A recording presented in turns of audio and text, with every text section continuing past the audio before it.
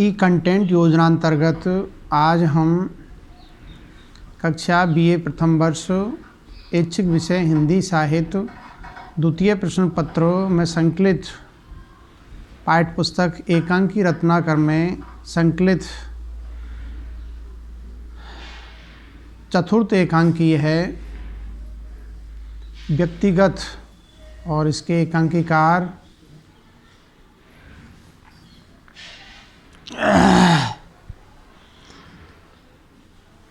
Doctor Lakshmi Narayan Lal है। इसके बारे में आज हम प्रस्तुत वीडियो में चर्चा करेंगे। मैं एस.एल. बैरवा, सहायक आचार्य हिंदी, राजकीय कन्या महाविद्यालय बयाना, जिला भरतपुर। और जिस कंटेंट पर हम फोकस कर रहे हैं, चर्चा कर रहे हैं, यह है कंटेंट या विषय वस्तु महाराजा सूरजमल ब्रज विश्वविद्यालय भरतपुर के बीए भाग प्रथम वर्ष ऐच्छिक विषय हिंदी साहित्य के द्वितीय प्रश्न पत्र में संकलित है।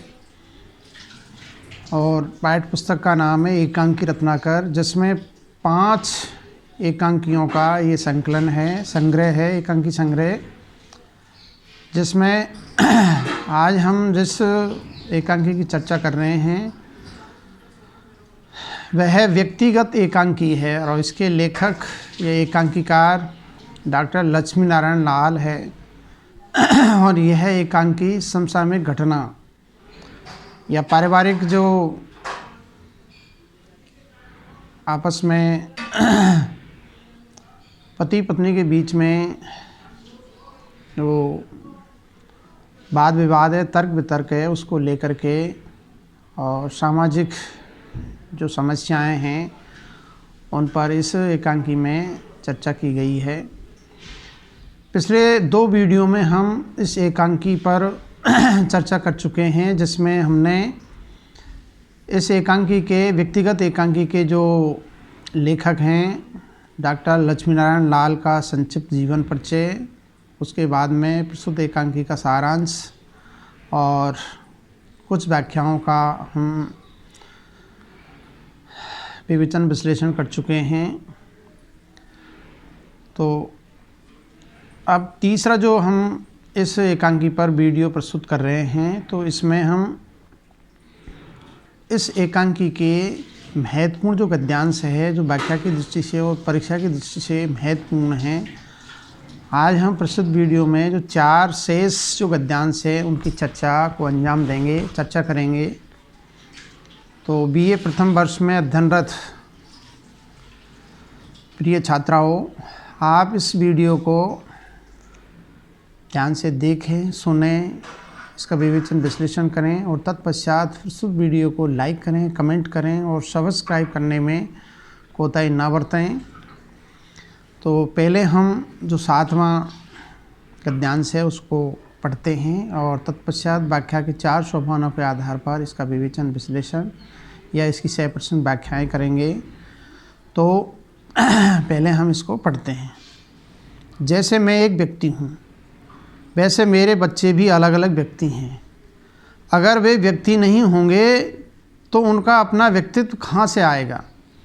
सबको अपनी अपनी लड़ाई अकेले ही लड़नी है, मगर यह कहती है कि व्यक्ति है, तभी तो लड़ाई है, तभी तो वह अकेला है। यह आदर्शों की बात करती है, मनुष्य व्यक्ति नहीं समाज का अंग है, वह मालिक नहीं हिस्सेदार है, वगैरह वगैरह। तो अब हम इस गद्यांश का व्याख्या के 4 सोपानों के आधार पर इसका विवेचन विश्लेषण, इसकी समीक्षा, इसकी 100% व्याख्या करेंगे। व्याख्या के जो 4 सोपान होते हैं, जिसमें संदर्भ, प्रसंग, भावार्थ और कलात्मक सौंदर्य, इसके आधार पर इस एकांकी का हम विवेचन विश्लेषण करते हैं। तो पहले हम इसका संदर्भ देखते हैं। प्रस्तुत गद्यांश हमारी पाठ्य पुस्तक एकांकी संग्रह में संकलित डॉक्टर लक्ष्मी नारायण लाल द्वारा रचित या लिखित एकांकी व्यक्तिगत शीर्षक से उद्धृत है, अवतरित है, लिया गया है। और यह इस एकांकी के जो दृश्य है, 8वां दृश्य है, उससे ये उद्धृत है। अब हम इसका प्रसंग देखते हैं। कि प्रस्तुत गद्यांश में लेखक या एकांकीकार क्या कहना चाहता है।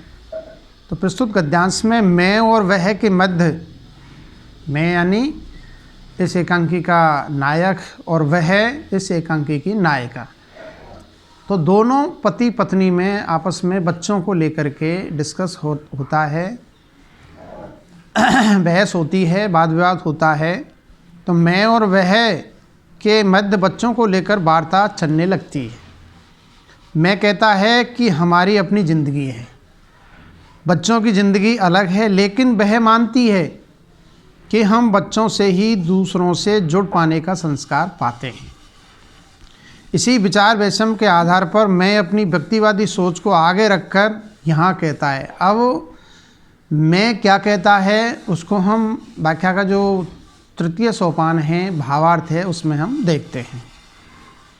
तो प्रस्तुत गद्यांश में मैं अपनी सोच के आधार पर कहता है कि जैसे मैं एक व्यक्ति हूँ, व्यक्ति होने के नाते ही मेरा अपना व्यक्तित्व है, जिसके आधार पर ही मैं अपना जीवन जीता हूँ, मैं अपने जीवन का निर्वाह करता हूँ।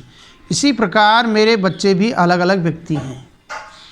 यदि मेरे बच्चे व्यक्ति नहीं होंगे तो उनका अपना व्यक्तित्व कहाँ से आएगा?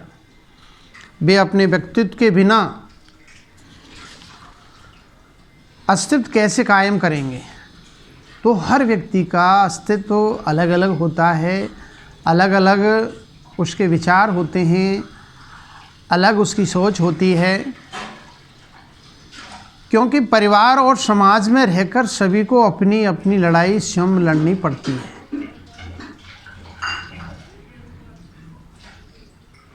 इस संघर्ष से ही व्यक्ति का व्यक्तित्व निखर कर दूसरे के सामने आता है कि देखिए उस व्यक्ति की पर्सनैलिटी, उसका व्यक्तित्व बहुत ही अच्छा है। तो इसीलिए तो कहते हैं कि व्यक्ति का खुद का एक निजी व्यक्तित्व होता है। इस आधार पर ही तो कहा जाता है कि व्यक्ति इस संसार में अकेला आता है और अकेला ही जाता है, अकेला जीता है और अकेला ही अपनी सोच के आधार पर रहता है। लेकिन वह इस तथ्य को स्वीकार नहीं करती। वह यानी प्रस्तुत एकांकी की जो नायिका है वो इस बात को स्वीकार नहीं करती है। वह तो इस सोच की बात न करके आदर्श की ही बात करती है कि मनुष्य व्यक्ति नहीं है, अर्थात अकेला नहीं है, वह समाज का एक महत्वपूर्ण अंग है, क्योंकि उसके अस्तित्व में ही समाज का अस्तित्व समाया हुआ है।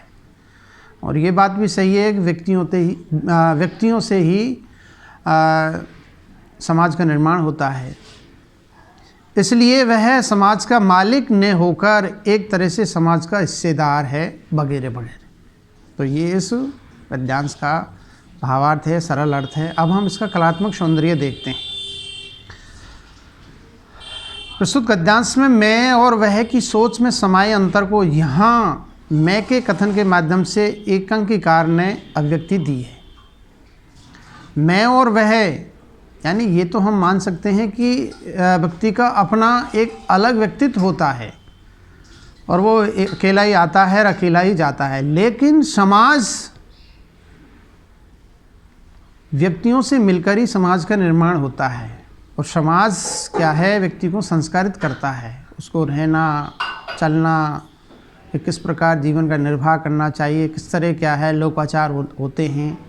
तो मुझे मेरे दृष्टिपटल पे एक अरस्तु का एक बहुत ही सुंदर कथन दृष्टिपटल पर आ रहा है, तो आपकी ज्ञान वृद्धि के लिए मैं सुना रहा हूँ कि समाज द्वारा सुसंस्कृत मनुष्य सब प्राणियों में श्रेष्ठतम होता है।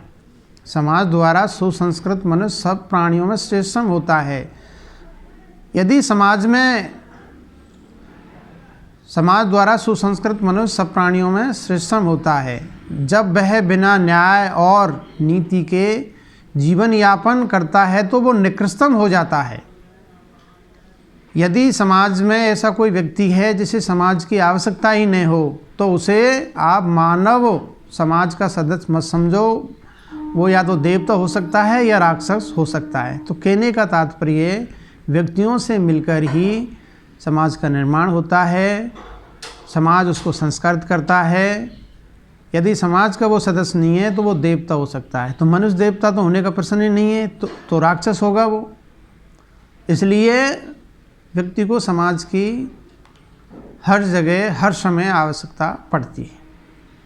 तो प्रस्तुत गद्यांश में व्यक्तिवादी सोच और आदर्शवादी सोच के अंतर को वर्णित किया गया है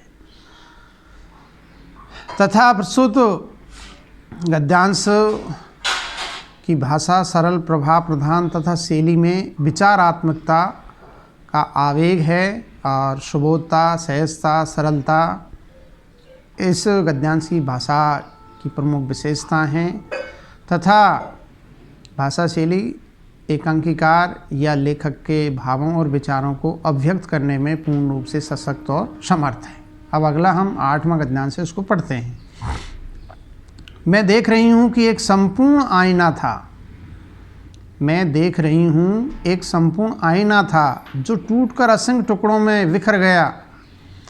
अब उसके हर टुकड़े में वही मैं दिखता है और अपने आप को संपूर्ण कहता है, पर दूसरे को, मुझको टुकड़ों में बांटकर देखता है। मैं धर्मपत्नी, वाइफ, पार्टनर, नौकर, माँ, इंटेलेक्चुअल, खिलौना, वाइफ ऑफ ए पॉलीगेम्स एक पूरा दर्पण था जो टूटकर अनगिनत तरह तरह के टुकड़ों में बिखर गया। तो अब हम इस गद्यांश का व्याख्या के 4 सोपानों के आधार पर इसका विवेचन विश्लेषण करते हैं। तो पहले हम इसका संदर्भ देखते हैं। प्रस्तुत गद्यांश हमारी पाठ्य पुस्तक एकांकी रत्नाकर में संकलित डॉक्टर लक्ष्मी नारायण लाल द्वारा लिखित व्यक्तिगत शीर्षक एकांकी से उद्धृत है और यह गद्यांश इस एकांकी का 8वां दृश्य है उसमें से लिया गया है। अब हम इसका प्रसंग देखते हैं। प्रस्तुत गद्यांश में मैं और वह के बीच होने वाले खेल में आंखों पर पट्टी बांधे वह दाव देती है, तभी वह टेबल से टकरा जाती है और टेबल पर रखा आईना टूट जाता है। वो आपस में खेल खेलते हैं, लेकिन दाव देने से आईना है, दर्पण है, वो टूट जाता है। पूछने पर मैं कहता है कि आईना टूट गया है, दर्पण टूट गया है, नष्ट हो गया है। वह आईने के टूटने के बहाने मैं के संबंध में अपनी मन की भड़ास व्यक्त करती हुई कहती है। अब क्या कहती है वह, उसको हम व्याख्या का जो 3य सोपान है उसमें देखते हैं। तो प्रस्तुत गद्यांश में वह मैं को दृष्टिगत करके कहती है कि मैं ये देख रही हूँ, अर्थात अच्छी तरह से समझ रही हूँ, मुझे समझ आ गया है कि मैं के रूप में एक संपूर्ण आईना था, मैं के रूप में, जो असावधानी के कारण टूट गया, वह नष्ट हो गया और टूटकर अनगिनत रूप में बिखर गया। कई टुकड़े टुकड़े हो गए, उसके विभाजित हो गया। भाव यह है कि मैं के अहम का प्रतीक दर्पण आज खेल खेल में टूटकर असंख्य टुकड़ों के रूप में बिखर गया है। तो मैं का विसर्जन हो गया है। अब उस असंख्य टुकड़ों में मैं का अहम रूप ही दिखाई पड़ रहा है, जो अपने आप को संपूर्ण कहता है कि मैं अपने आप में संपूर्ण हूँ, लेकिन उसकी संपूर्णता उसके अलावा किसी भी दूसरे को दिखाई नहीं पड़ती है। वह अपने आप को संपूर्ण कहकर अपने आप में ही खुश होता है कि मैं पूर्ण हूँ, मैं संपूर्ण हूँ, मैं सब कुछ हूँ, मैं कहते हैं ना, आई एम द स्टेट, मैं ही राज्य हूँ। तो आपस में ही खुश होता है, जबकि वह दूसरे की दृष्टि में अधूरा ही है, पूर्ण नहीं है व्यक्ति। वह इस संबंध में कहती है कि वह अपने अधूरेपन के कारण मुझको टुकड़ों में बांट कर देखता है। कभी वह धर्मपत्नी के रूप में, कभी वाइफ के रूप में, कभी पार्टनर, कभी नौकर, कभी मार, कभी बुद्धिमती, तो कभी बहुस्त्रीवादी, पॉलीगेम्स, बहुस्त्रीवादी सोच के रूप में देखता है, जो कभी एक पूरा दर्पण था, अर्थात शादी के कुछ काल तक वह एक संपूर्ण दर्पण के रूप में प्रतिभासित होता था।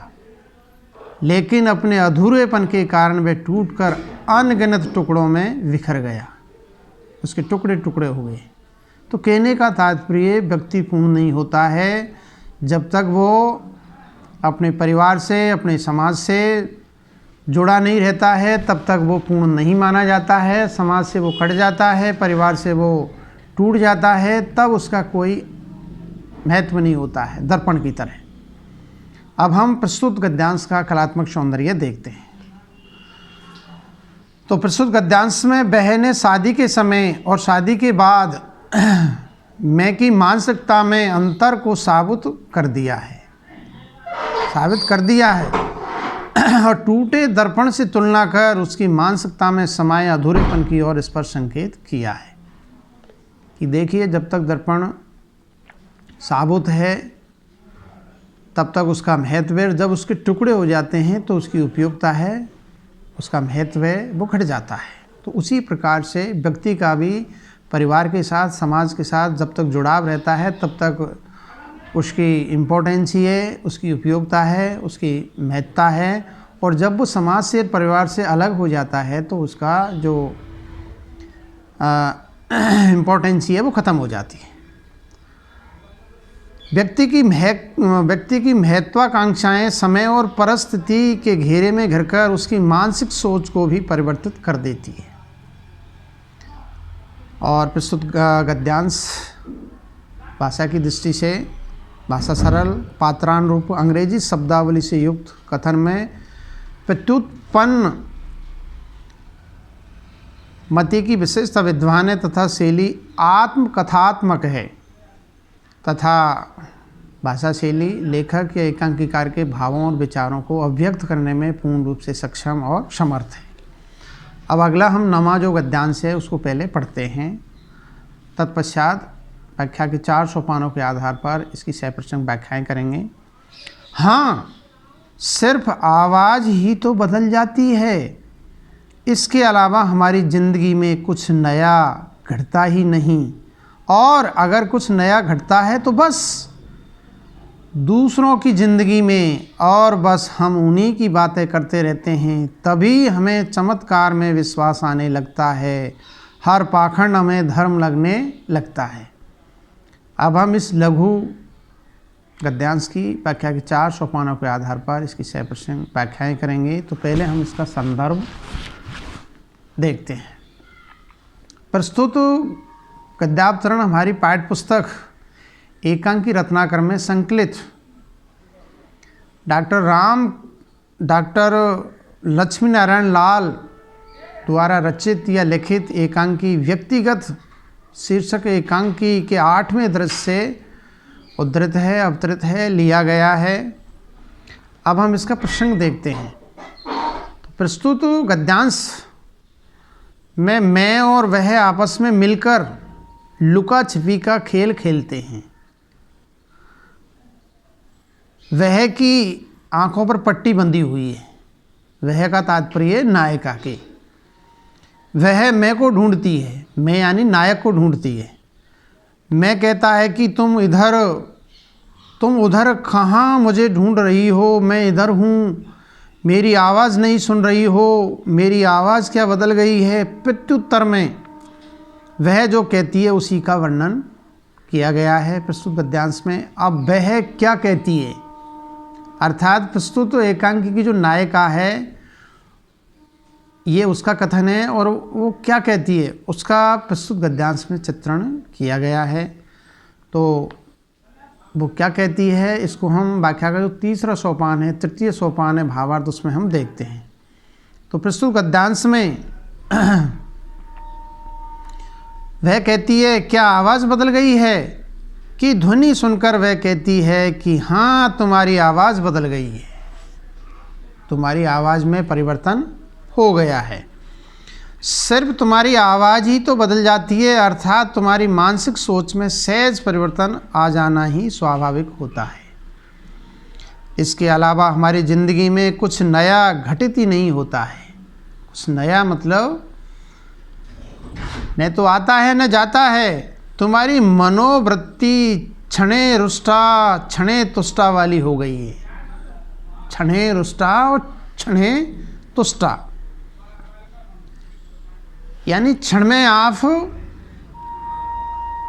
रुष्ट हो जाते हो, नाराज हो जाते हो, और क्षण में ही आप प्रसन्न हो जाते हो, मुग्ध हो जाते हो, गदगद हो जाते हो।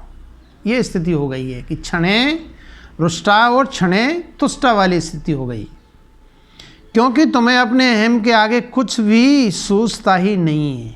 आपका अहम, आपका ईगो, आपका अहंकार, ये सर्वोपरि है, और यही व्यक्ति के लिए घातक होता है। इसीलिए क्या है, वो सामंजस्य नहीं बैठा पाता है, क्योंकि तुम्हें अपने अहम के आगे कुछ भी सूझता ही नहीं है। इसलिए हमारी ज़िंदगी में कुछ भी नया नहीं होता है। यदि कुछ नया घटित होता है, अर्थात होता है, तो वह हमेशा दूसरे की ज़िंदगी के साथ ही होता है। अर्थात स्वतंत्रता, व्यक्तिगत लाभ, इच्छाओं का पुरुषार्थ आदि सभी भाव दूसरों की ज़िंदगी में घटित होते हैं, और हम उसको देखते रहते हैं, और बस हम उन्हीं की बातें करके प्रसन्न होते रहते हैं, जैसे हमारी ज़िंदगी में तो प्रसन्नता के लिए कोई स्थान ही नहीं है। यदि कुछ है तो वे ही आधारहीन बातें, मानसिक घुटन और टकराव। इसी कारण हम दूसरों की ज़िंदगी में नवीन परिवर्तन को निहार कर उन्हें चमत्कार नाम देते हैं कि ये चमत्कार हो गया, और उन पर ही विश्वास करने लगे हैं। इतना ही नहीं, हमारी मानसिकता कुछ ऐसी बन गई है कि हर आडंबर हमें धर्म लगने लगा है, तो ये आडंबरों को छोड़ देना चाहिए, इनका कोई महत्व नहीं है। तो ये इस पद्यांश का भावार्थ है, सरल अर्थ है। अब हम इसका कलात्मक सौंदर्य देखते हैं। प्रस्तुत गद्यांश में लेखक ने अपने कथन के माध्यम से अपने जीवन की व्यक्तिगत स्थितियों का विश्लेषण विवेचन किया है, और जीवन में समाई कटुता आदि को मानसिक द्वंद्व के रूप में चित्रित किया है कि परिवार के अंदर कॉम्बिनेशन या सामंजस्य या तारतम्य होना आवश्यक है, तभी परिवार रूपी गाड़ी आगे बढ़ती है। और प्रस्तुत गद्यांश की भाषा लक्ष्यार्थ प्रधान है, प्रभावपूर्ण है, शैली मनोभावाभिव्यंजक हैं, तथा लेखक या एकांकीकार के भावों और विचारों को अभिव्यक्त करने में पूर्ण रूप से सक्षम और समर्थ है। अगला अंतिम 10वां जो गद्यांश है उसको हम पहले पढ़ते हैं, फिर व्याख्या के 4 सोपानों के आधार पर इसका हम विवेचन विश्लेषण करेंगे, इसकी समीक्षा करेंगे। किसी बच्चे का टेलीफोन है, घर में बिल्कुल अकेला है, फ़ोन पर हेलो, आपका नाम क्या है? अंशु, बड़ा प्यारा नाम है अंशु। आपके मम्मा पापा कहाँ गए? बाहर किसी रिसेप्शन पर, तुम्हें अकेला छोड़कर। ओहो, रोते नहीं बेटे, तुम्हारी आया नौकर लोग कहाँ हैं? ओ, बाहर से दरवाज़ा बंद करके घूम रहे हैं। नहीं नहीं नहीं नहीं, डरो नहीं, सुनो, अपने कमरे की खिड़की खोल लो। हाँ, पलंग पर चढ़ जाओ, शाबाश। बाहर क्या दिखाई पड़ा? चिड़िया, पेड़ पौधे, हंस पड़ती है, बच्चे, आदमी लोग, देखो अब तो तुम अकेले नहीं हो ना। तो अब हम इस गद्यांश का व्याख्या के 4 सोपानों के आधार पर इसका विवेचन विश्लेषण, इसकी 6% व्याख्याएँ करेंगे। तो पहले हम इसका संदर्भ देखते हैं। प्रस्तुत गद्यांश हमारी पाठ्य पुस्तक एकांकी रत्नाकर में संकलित डॉक्टर लक्ष्मी नारायण लाल द्वारा रचित या लिखित व्यक्तिगत शीर्षक एकांकी के 9वें दृश्य से उद्धृत है। 9वां दृश्य है, उससे ये अवतरित है, लिया गया है। और यह एकांकी समसामयिक घटना पर आधारित है। पारिवारिक सामाजिक जो बिखराव टूटन है, वैचारिक मतभेद है, उसको इसमें चित्रित किया गया है। अब हम इसका प्रसंग देखते हैं। प्रस्तुत गद्यांश में वह नायक पात्र टेलीफोन आने पर एक बच्चे से बात करती है। वार्ता में आज के व्यक्ति की व्यक्तिवादी सोच पर प्रकाश डाला गया है। अब किस प्रकार से प्रकाश डाला गया है, व्याख्या का जो तृतीय सोपान है भावार्थ है उसमें हम देखते हैं। तो प्रस्तुत गद्यांश में वह के पास एक टेलीफोन आता है। वह टेलीफोन सुनकर कहती है कि यह टेलीफोन तो किसी बच्चे का है, ये फ़ोन तो किसी बच्चे का आया है। टेलीफोन सुनकर उसका मन ममत भाव से पूरित हो उठता है, उसके हृदय में ममता जागृत हो जाती है। घर में बच्चा बिल्कुल अकेला है, तनाव महसूस कर रहा है, अकेलापन महसूस कर रहा है। अकेले होने के कारण और बच्चा होने के कारण वह उसका नाम पूछती है कि भाई आप अकेले कैसे हो, अकेले आपको छोड़कर आपके पेरेंट्स, आपके माता पिता कहाँ चले गए हैं। तो वो नाम पूछती है कि आपका क्या नाम है, तो वो बताता है। अंशु नाम बताने पर वह कहती है कि आपका नाम तो बहुत ही प्यारा है, बहुत अच्छा है आपका नाम। और उसके बारे में पूछने लगती है कि तुम्हारे मम्मा पापा कहाँ गए हैं। पार्टी में जाने की बात सुनकर कहती है पार्टी में गए हैं, रिसेप्शन पार्टी में गए हैं। कहती है कि तुम्हें अकेला छोड़कर चले गए। अरे वाह, कोई बात नहीं, रोते नहीं। उसको ढांढस बनाती है, बच्चे को वो सांत्वना देती है कि कोई बात नहीं, जाने दो। फिर पूछती है कि तुम्हारी आया, अरे तुम्हारी नौकरानी तो होगी, नौकर लोग सब कहाँ गए हैं। बच्चा कहता है कि वे कमरे का दरवाज़ा बंद करके बाहर घूम रहे हैं, बाहर घूमने निकल गए हैं नौकर ये सब। वह कहती है कि तुम अकेले होने के कारण डरो मत, आप अकेले हो, डरने की कोई बात नहीं है। और मेरी बात सुनो, मेरी बातों पर ध्यान दो, सुनो। पलंग पर चढ़कर अपने कमरे की खिड़की खोल लो, अपने कमरे की खिड़की को खोल लो और बाहर की ओर देखो। बाहर का नज़ारा है, दृश्य, उसको आप देखिए। बच्चा कहे अनुसार ही करता है। बच्चे से पूछती है कि बाहर क्या दिखाई पड़ रहा है। वो बच्चे से पूछती है कि आपको बाहर का दृश्य कैसा दिखाई पड़ रहा है, बाहर क्या क्या मतलब वस्तुएं, चीज़ें दिखाई दे रही है, दिखाई पड़ रहा है। तो बच्चा कहता है चिड़िया, पेड़ पौधे, बच्चे, आदमी लोग, इन सबको देखो, इनको निहारो, इनको देखो और अनुभूति करो कि तुम अकेले नहीं हो। अरे मनुष्य आपके पास नहीं है तो कम से कम पेड़ पौधे और छोटे छोटे बच्चे हैं, वो खेलते हुए तो दिखाई दे रहे हैं, तो आप अपना अकेलेपन को दूर कर सकते हो। तो ये इस गद्यांश का भावार्थ है। अब हम इसका कलात्मक सौंदर्य, इसका सामाजिक साहित्यिक विश्लेषण है, उसको देखेंगे। नंबर 1, प्रस्तुत गद्यांश में वह के माध्यम से यहाँ एकांकीकार ने, लेखक ने आज के मनुष्य की सुखानुभूति की दृष्टि से उसकी व्यक्तिवादी सोच पर गहरा व्यंग किया है, कमेंट किया है, कटाक्ष किया है।